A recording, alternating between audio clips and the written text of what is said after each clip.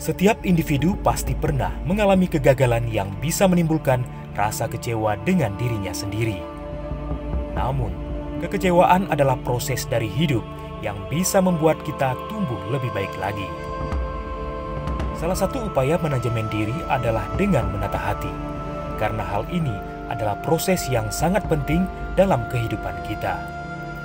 Lantas, bagaimanakah cara kita menyikapi hati setelah Pesta Demokrasi 2024 yang baru saja berlangsung? Pada podcast Lentera Umat episode kali ini, kita akan membahas tema Menata Hati Pasca Pemilu 2024.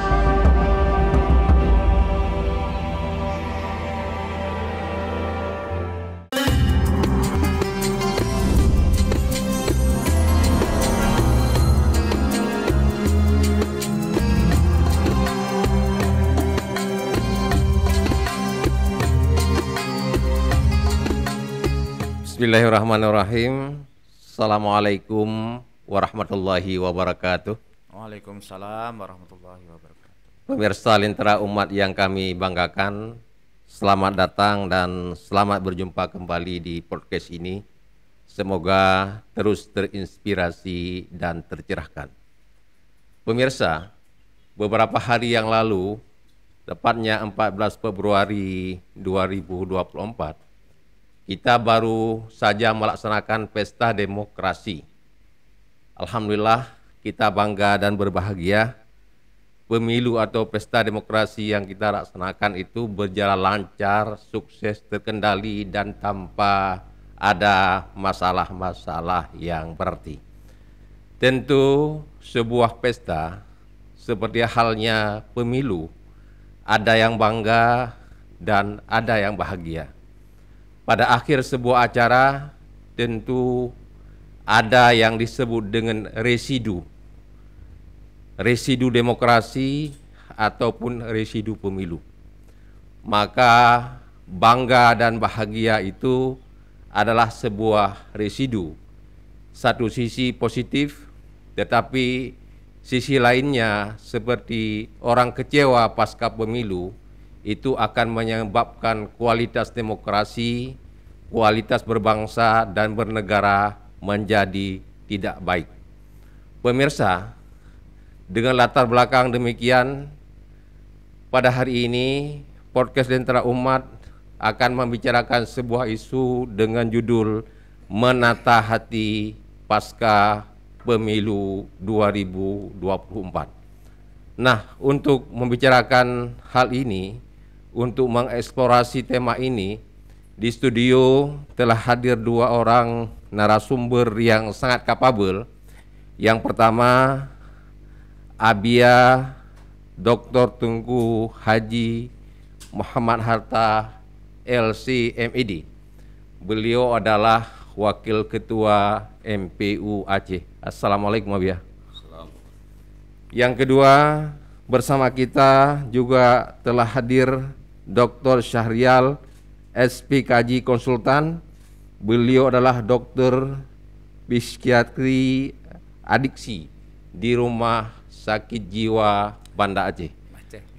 Assalamualaikum Bapak Dokter. Waalaikumsalam warahmatullahi wabarakatuh. Baik pemirsa, kita awali dengan Abia Hatta. Abia, bahwa manusia ini dalam hidupnya selalu ada dua kondisi. Yang pertama bahagia dan kecewa terhadap segala usaha dan ikhtiar.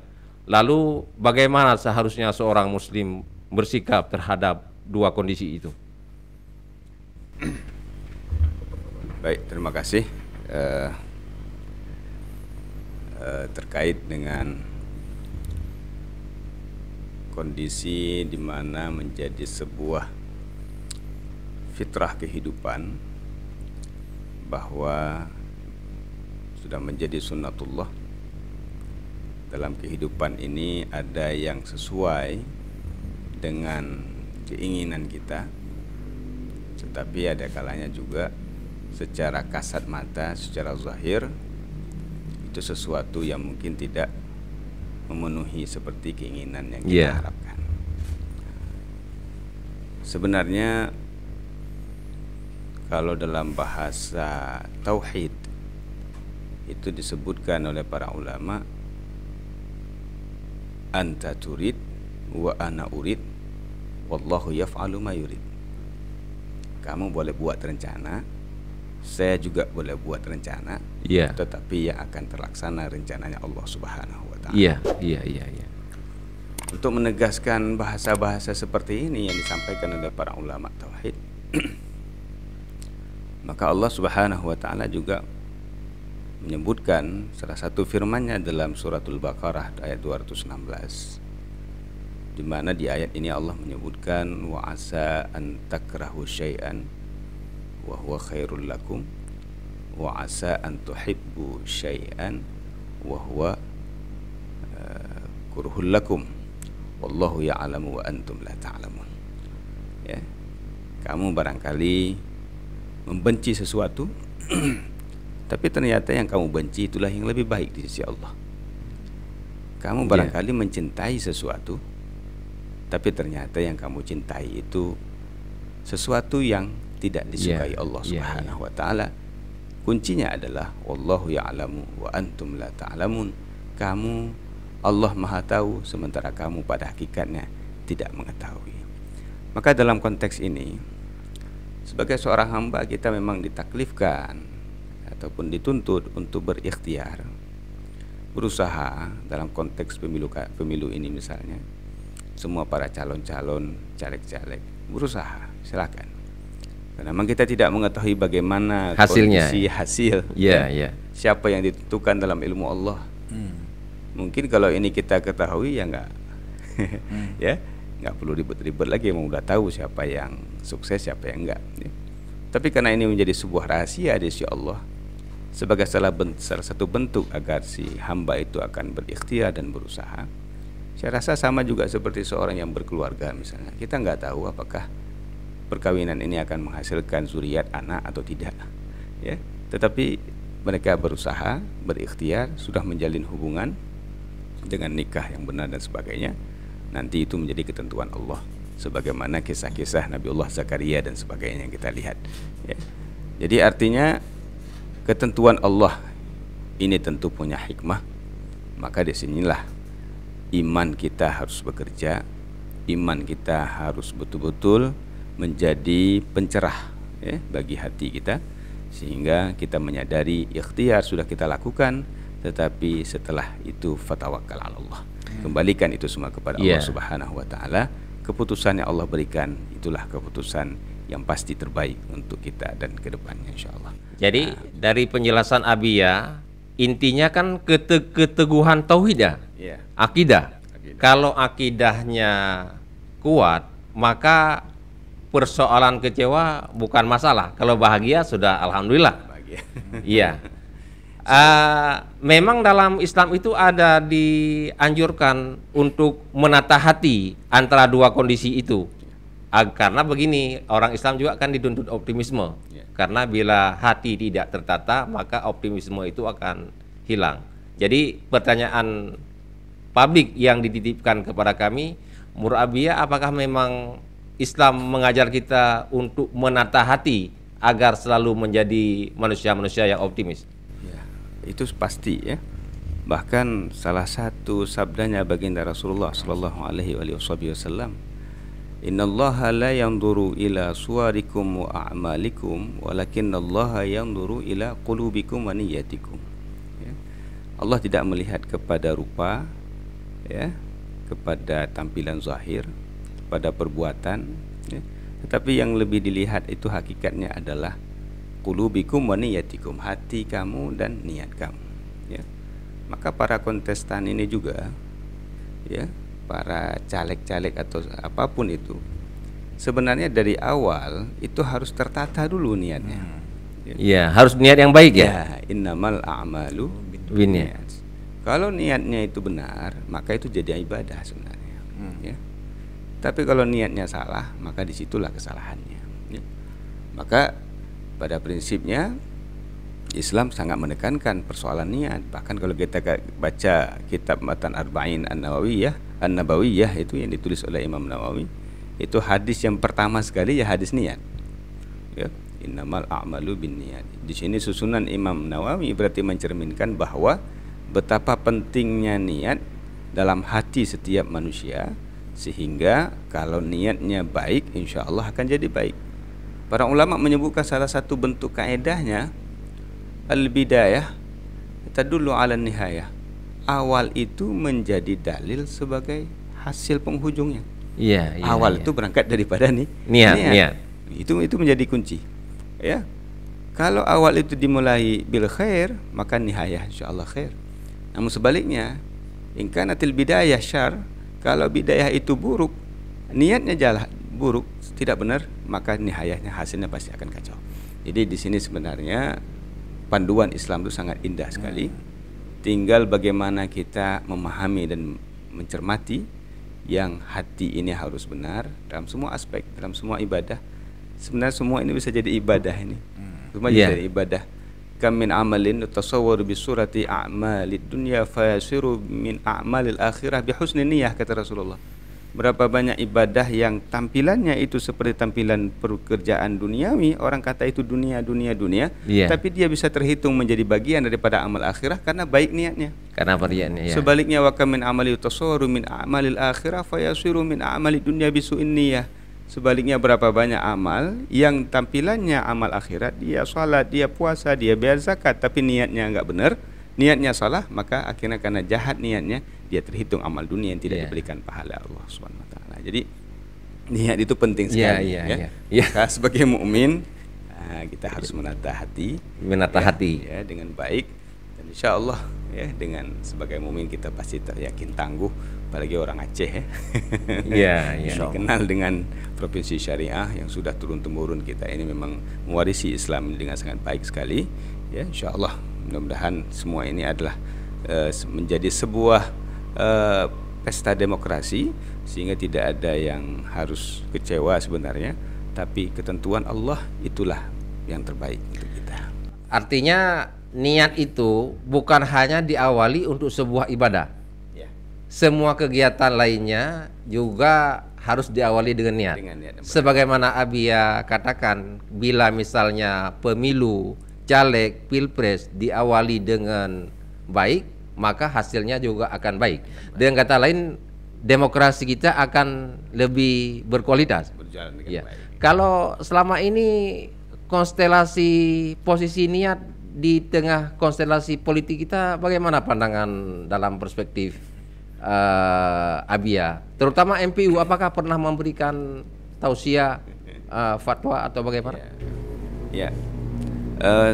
Pada prinsipnya MPU Aceh sudah memberikan tausiah, juga semacam bimbingan, baik tertulis maupun secara lisan, terkait dengan perjalanan pemilu kemarin pada tanggal 14 Februari ini.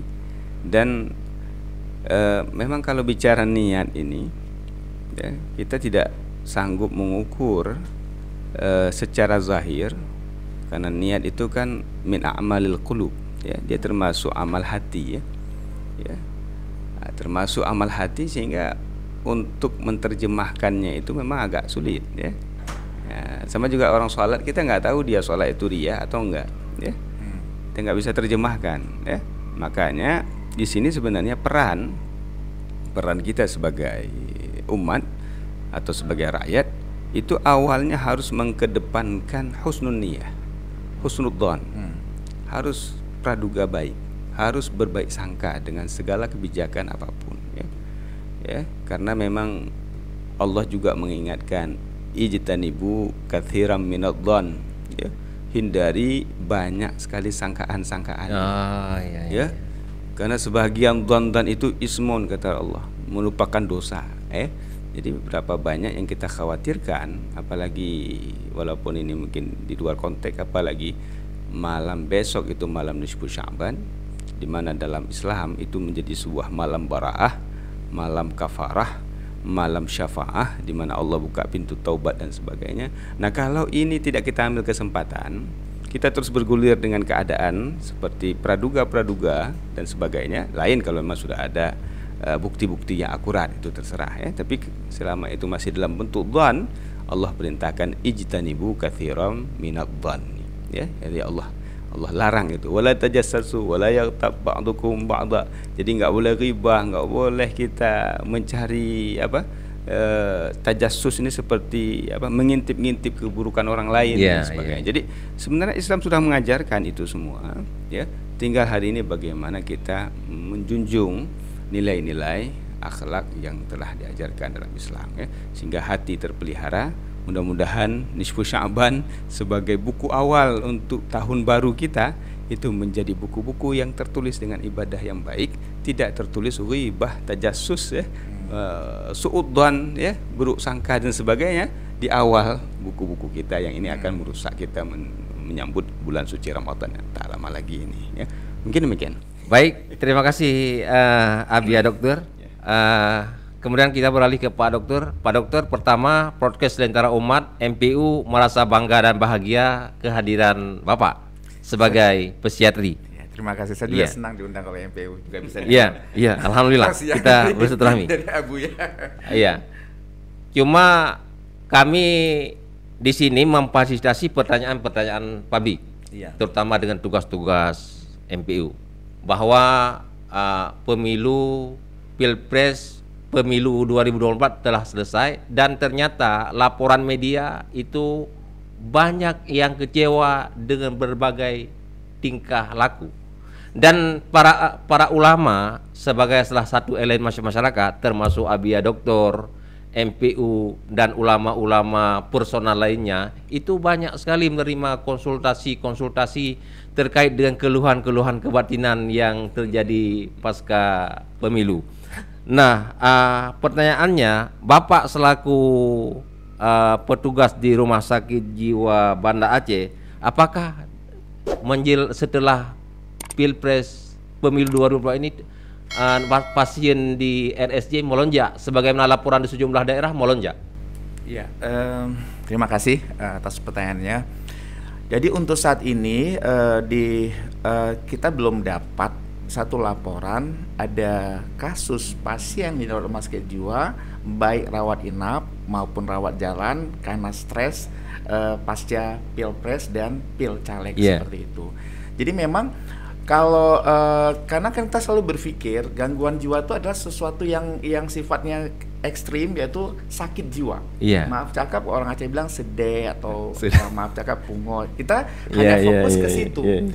Itu jelas tuh sakit jiwa. Tapi umumnya kalau gagal caleg itu cenderung yang lebih ke tekanan jiwa. Tekanan batin. Nah, biasanya pasien-pasien dengan tekanan batin itu sering muncul dalam keluhan somatik badania, physically seperti itu. Yang terasa naik asam lambung, yang pegel-pegel, yang sakit kepala sebelah, seperti itu kan. Dan itu umumnya mereka berobat ke dokter penyakit dalam. Jadi itu yang kita sebut dengan kalau dalam bahasa psikiatri itu penyakit psikosomatik. Psikosomatik itu ada stresor psikososial, andalannya atau caleg yang gagal terpilih atau junjungannya atau andalan itu nggak terpilih, itu kan satu stresor bagi dia. Betul. Akan menghasilkan keluhan-keluhan badania. Nah, contoh misalnya keluhan misalnya calon yang nggak kepilih, dia akhirnya naik asam lambungnya. Nah, atau calon yang nggak kepilih atau dia yang nggak kepilih kumat hipertensinya, atau naik gula darahnya. Pada dasarnya dia memang sudah hipertensi. Pada dasarnya dia memang sudah ada diabetesnya. Tapi karena ada stresor psikososial itu menyebabkan itu kambuh lagi.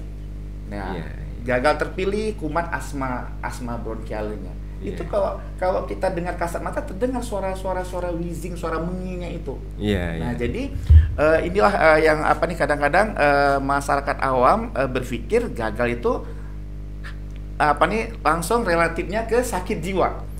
Padahal justru itu severe mental disorder itu presentasinya itu lebih ringan, lebih sedikit dibandingkan problem-problem mental emosional seperti itu, tekanan batin. Terus juga pada saat orang gagal itu ada namanya saat orang musibah, saat orang mengalami suatu kegagalan itu ada namanya reaksi emosional yang masih terbilang normal. Jadi dalam satu teori, yaitu teorinya Kubler-Ross ya, itu saya suka singkat itu dengan istilah sabda itu supaya saya gampang ingat. Jadi orang begitu gak dapat musibah, begitu gagal, itu itu shock and denial. Dia shock dan denial, menyangkal. Kenapa aku nggak bisa kepilih padahal aku udah berusaha segala macam. Rasanya nggak mungkin aku nggak kepilih, kan denial dia. Rasanya aku nggak mungkin aku kepilih. Orang kampung aku tuh semua sudah kukumpulkan, sudah kupetuk lah bahasa Aceh seperti itu untuk pilih saya. Rasanya aku nggak mungkin nggak kepilih. Nah, habis itu A-nya itu anger, marah. Aduh, aku udah habis uang segala macam. Nah, dia marah seperti itu. Nah, baru dia nanti sedih. Kenapa ya aku gak begitu berstrategi ketika aku mencalonkan diri, depression ya, sabda A itu shock and denial, S-nya shock and denial, A-nya itu anger, D-nya itu depression, sedih dia, dia mungkin sudah banyak sudah banyak kehilangan materi segala macam ya. Sabda S itu shock and denial, A anger, B bargaining. Bargaining dia ada posisi tawar. Ada posisi tawar itu ya wajar juga mungkin aku nggak lolos karena aku baru pulang ke kampung misalnya pada saat mau caleg seperti itu. Dia jadi ada bargaining, merenung dengan dirinya sendiri seperti itu. Baru lihat dia D-nya tuh depresi, sedih lah gitu. Nah, kenapa aku sekonyol ini, nggak pakai strategi yang benar. Nah, A-nya itu acceptance, baru dia bisa terima. Baru dia bisa terima pada saat dia sudah ada berproses shock and denial, terus dia ada anger juga, rasa marah, terus bargaining, posisi tawar, depression, dan acceptance. Itu tidak hanya berlaku untuk caleg. Orang juga begitu didiagnosa penyakit kanker, itu pasti ada juga urutan shock and denial, anger, bargaining, depression, dan acceptance. Nah, jadi kalau seorang dokter bedah ya, mungkin yang nggak mengerti proses ini, begitu pasiennya dibilang kanker, terus pasiennya ngamuk-ngamuk. Nah, kalau dokter bedah nggak ngerti ini, ibu jangan ngamuk di sini bu, ibu keluar aja kok ngamuk-ngamuk. Itu membuat pasien tuh susah masuk ke acceptance, rasa terima. Tapi kalau seandainya dokternya bilang, bu nggak hanya ibu aja yang seperti ini, pasien-pasien saya lainnya kok saya bilang dia mengalami kanker juga melalui proses emosi yang seperti ibu. Jadi karena pasien merasa dimengertiin ya, itu dia akan cepat mencapai ke acceptance. Jadi kalau di awal dia dibilang dia kanker, dokternya bilang ibu harus kemoterapi selamanya, itu nggak masuk di pikiran dia. Karena masuk di pikiran dia pada saat dia sudah mencapai kondisi acceptance, dia menerima dengan kansernya itu, dengan kanker itu, baru dia bisa terima. Jadi itu suatu saya ulangi lagi, suatu pemikiran orang awam bahwa yang caleg-caleg gagal itu selalu konotasinya ke severe mental disorder, gangguan jiwa berat atau sakit jiwa seperti itu. Tapi sebenarnya pada umumnya adalah tekanan batin seperti itu. Terima kasih dokter. Sebagaimana kami sampaikan tadi, di satu sisi media-media nasional memberitakan begitu banyak persoalan-persoalan mental yang kemudian muncul setelah pemilu. Tetapi alhamdulillah konfirmasi Bapak Dokter hari ini membanggakan bahwa Aceh ini dengan penduduk-penduduk yang partisan dalam pemilu sangat kuat, tidak sampai harus ke rumah sakit jiwa, tapi mungkin kalau ada di penyakit dalam atau baru baca artikel dokter penyakit dalam di Melabu itu banyak menerima caleg-caleg gagal itu dengan keluhan-keluhan somatik. Seperti dengan keluhan badania seperti itu. Izin konfirmasi, apakah ini menurut pandangan Pak Dokter bahwa menunjukkan bahwa orang Aceh kuat? Itu bisa dikatakan itu suatu kuat, dalam arti kata dia cepat bisa menerima gitu. Cepat bisa menerima. Jadi kembali lagi mungkin seperti Abu Ya bilang tadi, kembali ke nawaitunya seperti itu. Jadi kalau nawaitunya bagus, maka setting otaknya juga akan bagus untuk seluruh jiwa raganya yang berefek ke emosi dan ke perilakunya gitu. Jadi memang kalau istilah bahasa orang ahli komputer itu, nawaitu yang bagus itu akan masuk sesuatu yang bagus itu seperti gear back in, gear back out. Yang kita masuki sampah di komputer, maka yang keluar juga sampah seperti itu. Itu gitu juga dengan niat itu seperti itu. Jadi saya setuju dengan apa yang disampaikan oleh Abu Ya tadi. bangsa yang paling kuat saat ini adalah rakyat Palestina. Itu teruji. Iya. Dari anak-anak sampai ke orang tua gitu. Iya, betul. Bangsa Palestina telah dibuktikan kuatnya melawan Israel dan mudah-mudahan rakyat Aceh kali ini kuatnya mentalnya ketika mengikuti pilkada, pilpres tidak harus ke rumah sakit jiwa. Tapi di luar segala itu, apakah memang rumah sakit jiwa, arahan pimpinan atau inisiatif pimpinan internal ada melakukan persiapan-persiapan khusus untuk menyambut itu? Iya, kita dari dulu kita tidak ada persiapan khusus, betul. Kita tidak membuat kita tidak meresponnya sebagai sesuatu yang lebay seperti itu. Karena kan pada dasarnya itu kan manusia itu kita melakukan secara adil. Sama saja, dia mau caleg kah, mau orang-orang awam kah, kita tetap memberikan pelayanan sesuai dengan standar. Jadi kita nggak harus, jadi kan soalnya kodeks seperti itu akan bertentangan dengan sumpah dokter. Kita membeda-bedakan seperti itu. Jadi kita tetap ya sama aja. Berarti yang datang itu dianggap sebagai pasien. Iya, sebagai pasien. Pasien masyarakat. Pasien rawat inap maupun rawat jalan. Kan yang namanya rumah sakit itu tidak semata-mata khusus untuk rawat inap kan. Bisa juga dia pasien rawat jalan. Jadi ibaratnya kita rumah sakit jiwa tuh menyebutkan bahwa untuk tamu kita tuh pasien atau klien. Kalau dia cuma mau tes IQ, kita nggak sebut pasien, kita sebut dia klien. Kalau dia pingin tahu apa sih minat bakat putra putrinya, kita tidak sebut pasien, kita sebut dia klien, seperti itu. Jadi kalau pasien kan berarti memang dia ada gangguan atau ada penyakit, maka kita sebut dia pasien. Artinya kasus ini juga terjadi pada pemilu tahun lalu ya, sama ya? Ya sama aja, kita tetap sama. Karena itu kita harus berlaku adil kepada siapapun yang berkunjung ke rumah sakit jiwa. Jadi kita tidak mengistimewakan kelompok-kelompok tertentu, misalnya kelompok caleg, kita tidak mengistimewakan itu. Sama, kita lakukan sama.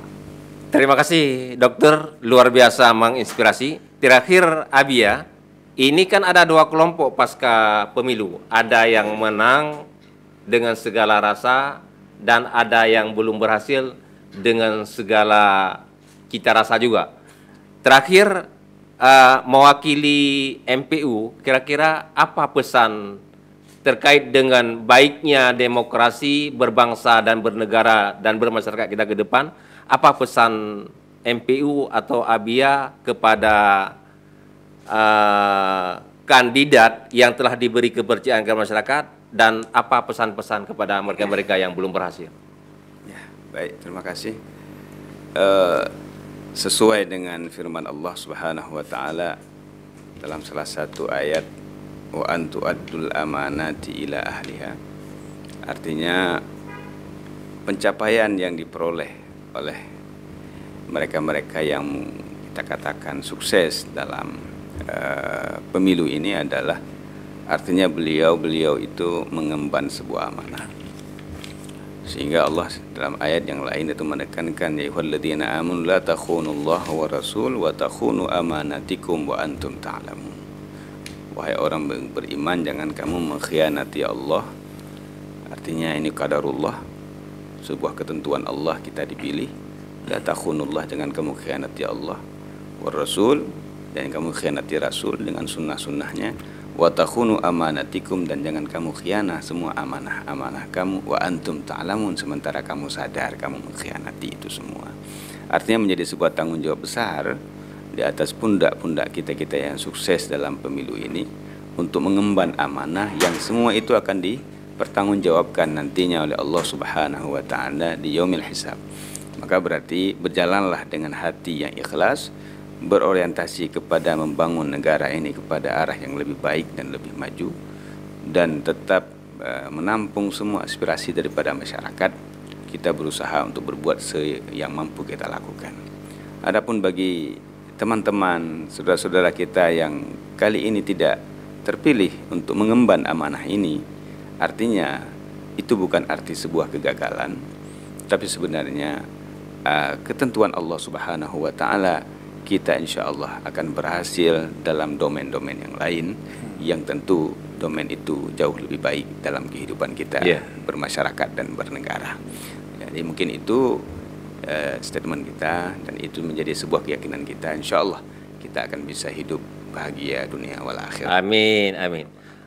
Bapak Dokter, kita semua yakin dan mungkin bersepakat bahwa negeri ini akan baik, baik yang diperankan oleh politisi, oleh birokrasi, atau oleh siapa-siapa. Negeri ini akan baik bila penduduknya memiliki jiwa yang baik dan sehat. Lalu bagaimana pesan umum Bapak Dokter agar semua kita menjaga jiwa yang sehat dan agar jiwa kita terus sehat? Ya, jadi memang apapun ceritanya kita harus berakar kepada agama, nilai-nilai agama yang kita anut. Jadi saya berharap kepada legislatif yang terpilih maupun caleg yang gagal itu, tingkatkan nilai-nilai spiritualnya. Jadi dalam arti kata kita orang begitu mudah untuk senang apabila mendapat suatu keuntungan bagi dia. Begitu mudah untuk bersyukur apabila mendapat suatu keuntungan bagi dia. Tapi sedikit kali orang bersyukur pada saat dia dapat musibah seperti itu. Padahal itu kan juga suatu yang menguntungkan dia juga. Berarti dia mungkin terhindar, tergolong kepada kelompok orang istidrat seperti itu, dengan dia nggak kepilih seperti itu kan. Bukan berarti yang kita anggap orang kepilih itu sebagai satu istidrat, tuh enggak. Jadi seperti yang Abi bilang, dia mengemban amanah yang besar. Jadi kembali ke nawa itu di awalnya. Kalau memang dari awalnya nawa itunya ada yang keliru, dia bisa berkesempatan untuk memperbaiki nawa itunya dalam proses dia menjalankan amanah rakyat sebagai anggota legislatif, baik di DPR RI maupun di DPRA maupun di DPRK, seperti itu. Baik, pemirsa Lentera Umat yang kami banggakan, waktu kita 20 menit telah berakhir. Terima kasih kami sampaikan kepada Abia Doktor, Wakil Ketua MPU Aceh. Kami sampaikan terima kasih yang tidak terhingga juga kepada Bapak Dr. Syahrial, yang kedua beliau telah menginspirasi kita pada hari ini. Pemirsa, dari dialog kita hari ini paling tidak ada beberapa resume yang dapat kita ambil, bahwa kita ini selaku orang Muslim perlu meneguhkan akidah dan keimanan kita, sehingga ke depan dalam berbagai dimensi dan tindakan kita bisa menata hati. Yang kedua, saya mengulang lagi apa yang disampaikan oleh Bapak Dr. Syahrial, bahwa negeri ini akan baik, demokrasi ini akan baik, pemerintahan ini akan baik, seluruh tata kelola pemerintahan ini akan baik bila semua kita awali dengan menata hati, memperbaiki niat, maka niat yang baik akan menghasilkan hasil produktivitas yang baik. Semoga bermanfaat. Insya Allah di lain waktu dan kesempatan kita akan bertemu dan berjumpa kembali dengan tema-tema lain yang lebih menarik. Terima kasih. Assalamualaikum warahmatullahi wabarakatuh.